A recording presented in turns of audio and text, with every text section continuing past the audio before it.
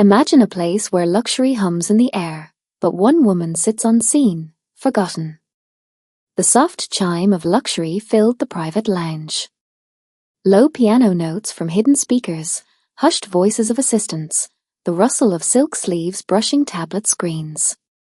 And in the far corner, Serafina Vale sat alone, not just seated, but parked like luggage, elegant, silent, forgotten. Her fingers, adorned with a delicate rose gold ring, trembled slightly as she tried to lift the porcelain coffee cup from the table in front of her. It rattled against the saucer. No one looked up. No one helped. The world moved around her, never toward her. She hated how visible she felt, yet how unseen. What if one small moment could change everything? Stay with Whisper Fable to find out. Across the lounge, near the vending machine area meant for staff or delayed commercial passengers, Ellen Cross knelt beside his daughter Juniper, adjusting the loose strap on her pink backpack. He wore the quiet fatigue of a man who worked with his hands, sleeves rolled, palms calloused, shoulders tense. The kind of man who didn't blend into this place of polished marble and designer luggage. But he didn't care. His flight had been cancelled. He and Juniper were hoping for a standby seat on the next one out. Juniper leaned close to him and whispered, "Daddy, why's that lady all alone?" Ellen looked up. The woman in the wheelchair didn't look fragile. She looked strong, in that way that hinted she'd grown tired of asking for help. She wore a champagne silk blouse, neatly tucked into beige slacks, her long dark hair pinned into a low knot. A leather tote sat untouched beside her, legs crossed at the ankles, as if she was guarding what dignity she had left. Her coffee cup trembled in her grasp again. Ellen's eyes narrowed, not in pity, but awareness. No assistant near her, no family in sight, no warmth from the sea of people who all looked through her like airport glass. He stood, brushing his hand on his jeans. "Be right back," he told Juniper, his voice quiet. Can a single act of kindness rewrite someone's story? Keep listening to Whisper Fable to see how. He crossed the marble floor slowly, not like a man rushing to rescue, just a human, noticing another human. As he approached, Serafina noticed his boots first, scuffed, real, before she looked up. Their eyes met. She stiffened, unsure. Most strangers who approached her wanted something, a reaction, a look, sometimes worse. But this man didn't reach for her or her chair. He crouched beside her, gentle distance between them. "Mind if I keep you company until your flight boards?" he asked. No fake smile, no pity, just presence. Serafina blinked. Her lips parted, unsure. Then, like something cracking open just slightly, she gave a soft nod. He pulled over a chair without asking more, sat down beside her. They didn't speak. They didn't need to. Not yet. For the first time in hours, Serafina felt less like a figure in a painting and more like a person again. Across the lounge, Juniper watched them from afar, her fingers fiddling with a crown she always kept in her jacket pocket. She began sketching quietly on the back of a boarding pass. And in that quiet moment, the story truly began on Whisper Fable. The silence between them wasn't awkward. It was spacious. The kind of silence you don't want to break too soon because it's saying something deeper than words. Serafina held the coffee cup with both hands now, steadying herself, not just against the tremor, but the uncertainty of what to say. People didn't usually talk to her, not without an agenda, not without staring at the chair first. But this man just sat there, his presence still, grounded. "Private flight?" he asked gently. She nodded once. Delayed, something about hydraulic systems, her voice soft but precise, educated, worn, thin at the edges. Ellen smiled faintly. Ours was cancelled. Commercial. We're hoping to get on standby. She glanced toward the little girl in the distance, now crouched on the floor, scribbling something with fierce focus. Your daughter, Juniper, he said with a nod. She's 10. Loves drawing. Thinks vending machine sandwiches are gourmet cuisine. That made Serafina's lips twitch, not quite a smile, but close. I'm Serafina, as she said after a pause. Vale. Ellen Cross, he offered, extending a hand. He didn't look at her wheelchair once, just her face. She hesitated, then shook it. Her hand was cool, slender. His was rough, warm. People usually only speak to me when they need something, as she murmured, eyes drifting. An update, a signature, a headline. You're the first person who's looked me in the eye today.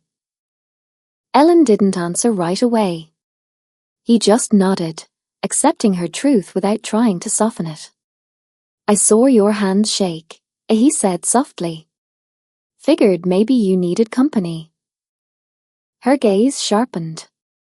She wasn't used to people noticing her like that, and not making it feel like pity. It's a neurological disorder, she said quietly. A slow recovery. Some days are better than others. You don't owe me an explanation, he replied. She looked at him again, not suspiciously, but searching, as if trying to find the catch. There wasn't one.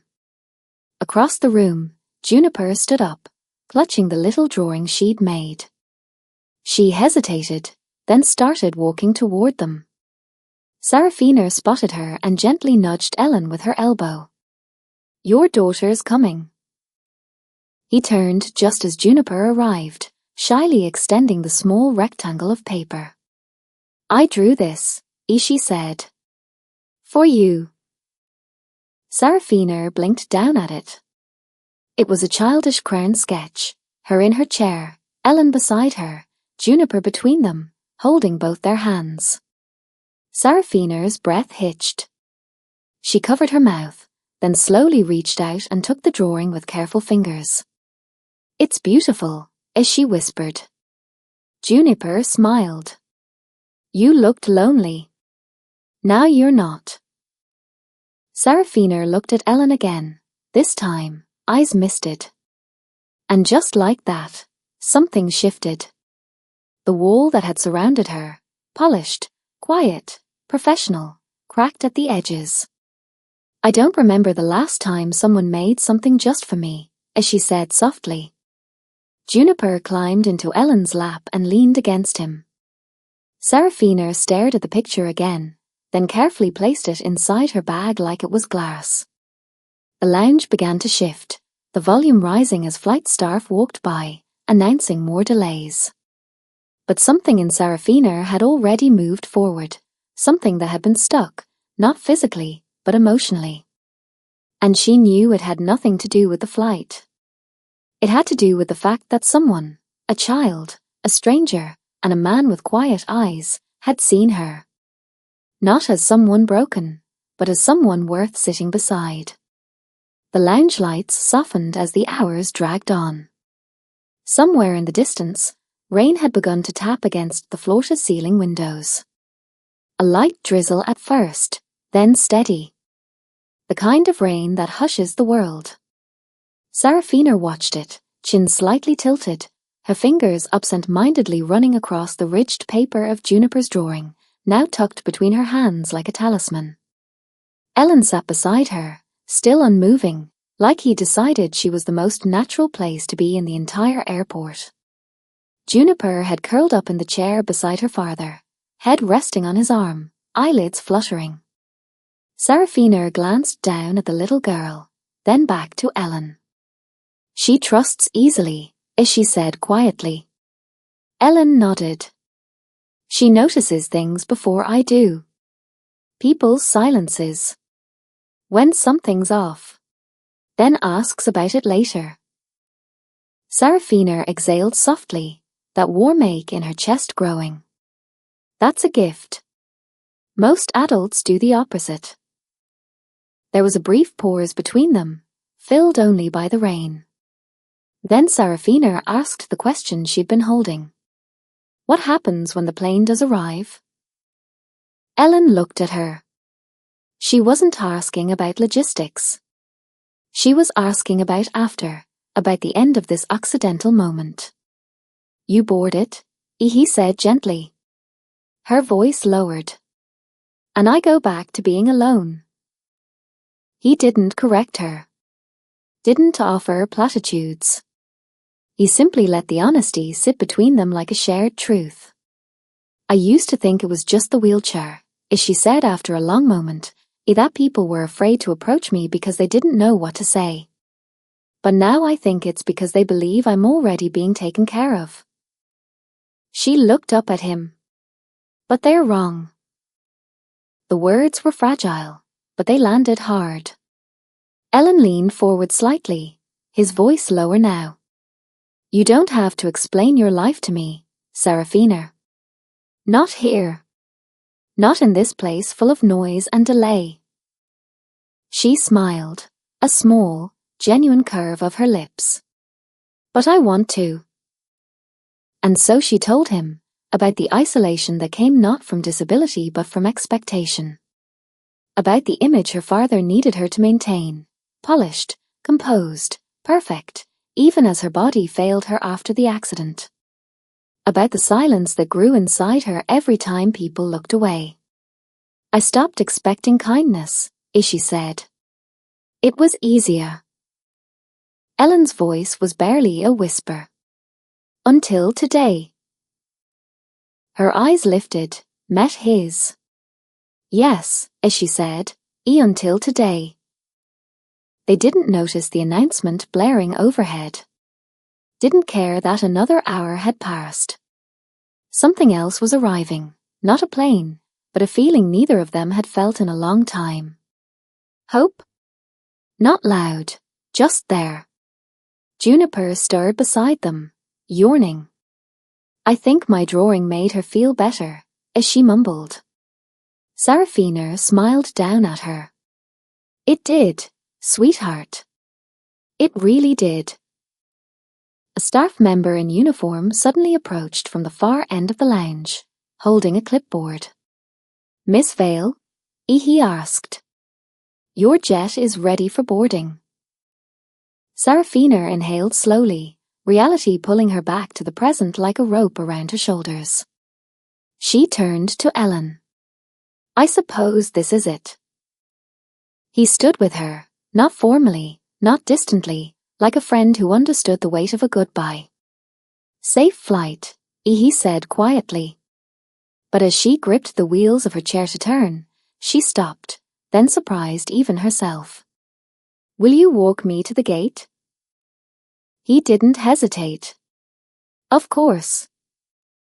And together, Seraphina in motion for the first time today, Ellen beside her, they began to move toward the private jet entrance.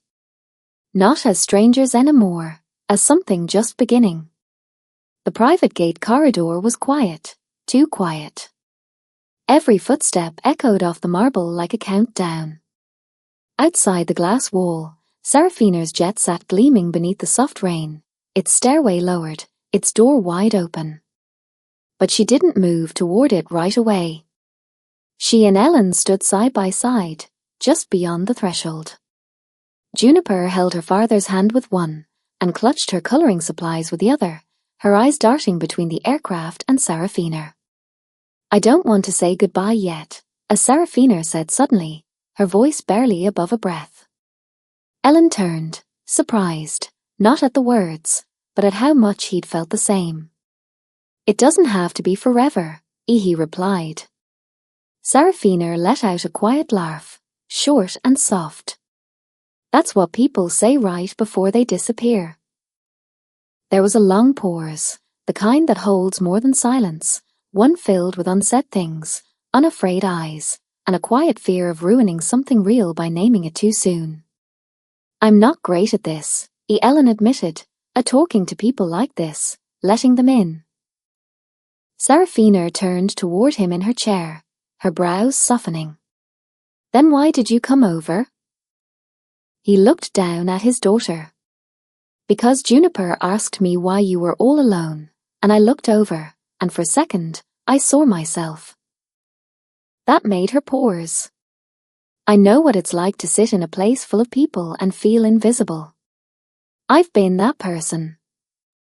Her voice trembled now. And now you're the only one I can't stop seeing. Juniper, sensing the heaviness in the air, leaned forward and wrapped her arms around Serafina's neck without warning. Serafina blinked, startled, then held her tight.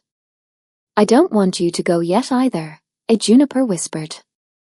Something in Serafina broke open, and yet nothing about her felt weak. She looked at Ellen. Her voice was quiet, but steady. I don't want to go either, but I don't know how not to. Ellen crouched beside her, now eye level again, just like when he first approached her hours ago. You said you stopped expecting kindness, he said. Maybe this is where you start again. Their eyes locked. Then Serafina did something she hadn't done in months. She leaned forward and slowly, on her own, reached down to the wheel of her chair and turned to herself.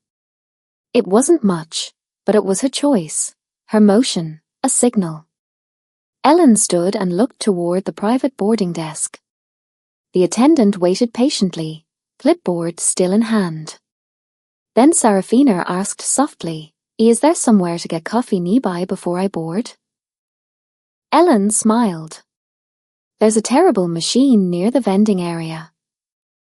Her lips curled again. Perfect.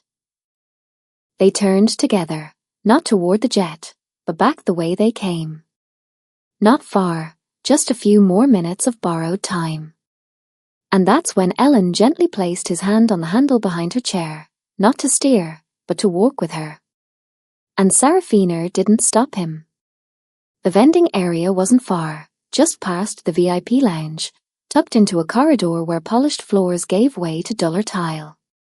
It was quieter here, more forgotten, the air humming faintly with fluorescent buzz. Serafina didn't care. She was moving on her own.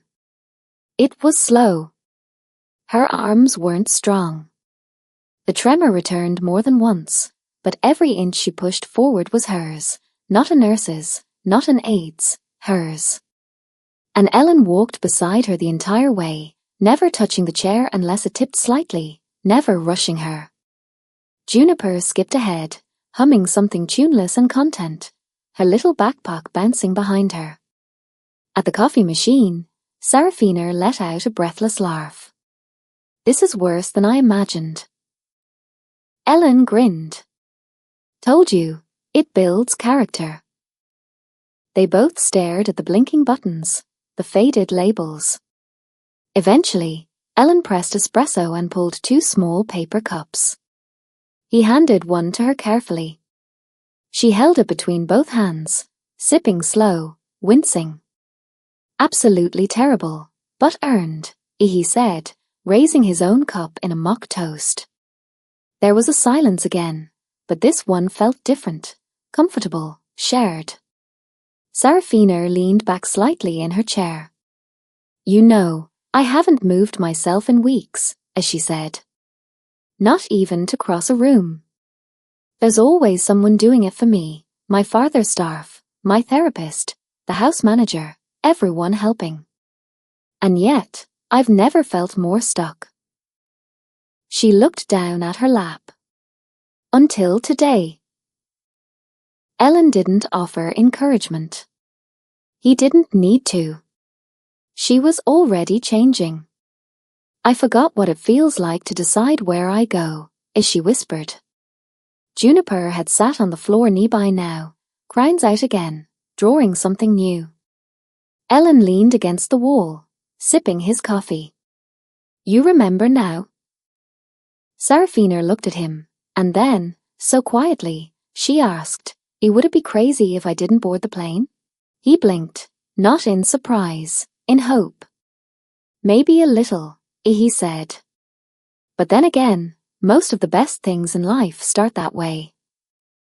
She smiled wide this time, without holding back. It made her whole face soften. Then her phone buzzed. Her eyes dropped to the screen. The caller ID read, "Dad, priority line." The smile faltered. Her thumb hovered over the button. Ellen watched her. "What are you afraid he'll say?" he asked gently. She stared at the screen. Nothing. That's the problem. He won't yell. He won't ask. He'll just assume I'm already on the jet, doing what I always do. And if you didn't? Sarafina looked up again. And the way Ellen was looking at her, no one had ever looked at her like that, like she was allowed to choose her own ending. "I'd like to see where this coffee leads," she said quietly. Ellen tilted his cup toward her. "Then don't miss your chance." She silenced the call. Her hands were shaking, but this time not from the tremor, from courage. A decision was forming, and back in her lap, Juniper's new drawing was finished. It showed 3 figures again: Sarafina, Ellen, and Juniper. But this time they were outside, standing under the rain, laughing. And Sarafina was standing on her own. The rain outside had slowed to a drizzle, leaving faint streaks against the tall glass windows. The private jet still waited, engines humming softly, stairs lowered, crew watching the gate.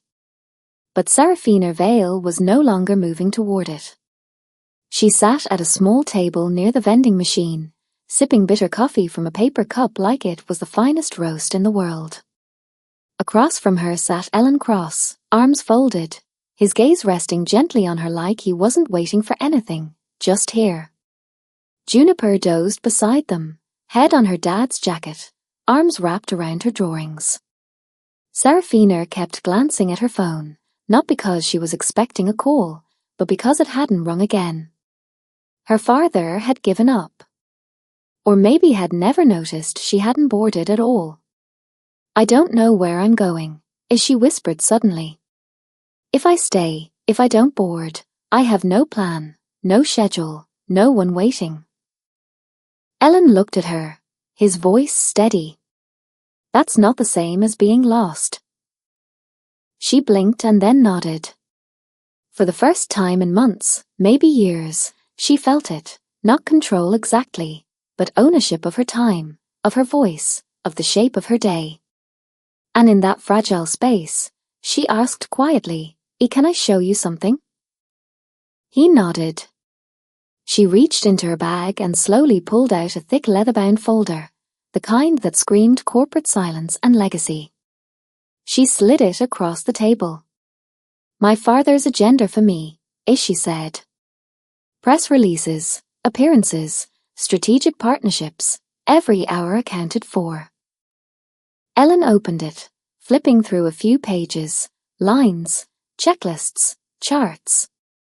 Then Sarafina took a pen from her purse and, in one long smooth stroke, she drew a line through all of it. Right down the middle. "I'm not going back," she said. Ellen looked at her, not shocked, just proud. She folded the folder closed and placed it to the side, like someone setting down an old life. "I don't know what's next," she said, "but I think I'd like to figure that out with people who don't expect me to be anything but myself." Ellen's eyes didn't leave hers. "Then you're in good company."